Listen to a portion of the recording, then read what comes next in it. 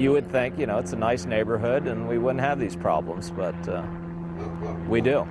Problems in another part of Charlotte County tonight. Some folks living in a Port Charlotte neighborhood, you're looking at it right, noticing more crime after a series of car break-ins. One truck was stolen right out of somebody's driveway, and Charlotte County Sheriff's deputies are now investigating. This is the area right along Harbor Boulevard on Graham Street and onto Creek Drive. 4 in your corners, Lisa Greenberg, spending the afternoon in the area, getting you more info. Lisa?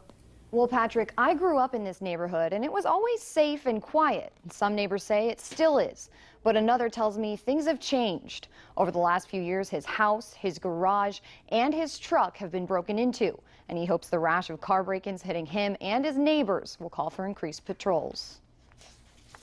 The inside of this car may look nice and clean now, but this morning it was a different story. I had a bag on the back seat that was on the front seat, so that was kind of my first clue. That's strange. My glove box was open, my center console was open. It was a mess. And when Dina Enzer saw the inside of her white Toyota 4Runner torn apart, she tells me her initial thought one of her kids was searching for something inside. But it was too much of in disarray and a mess. And when she saw these Charlotte County Sheriff's Office patrol cars near her home on Creek Drive, she knew something was up. In Enzer's case, the thieves didn't get away with much. Some coins that I had in a cup. But others weren't so lucky. She says the man living in this home woke up to find his truck stolen, but it was later recovered down the road at the beach complex. And on the next block, Graham Street, it was a potential hit to Ray Smith's business. They took my bank bag, which had a few checking accounts in it. Meaning the crooks could have had access to his banking accounts. I canceled all the accounts this morning and then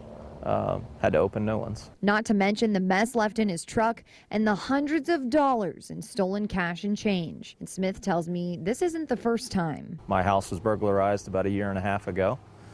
They broke into my garage, and now they've broke into my truck last night. Now he's ready for an up in patrols. We need to have some, some patrols in the neighborhood at night, when all this is happening. But Enzer says she's always felt safe and reminds you to always double check. You just can't be too cautious with making sure you have everything locked up and secured the best you can.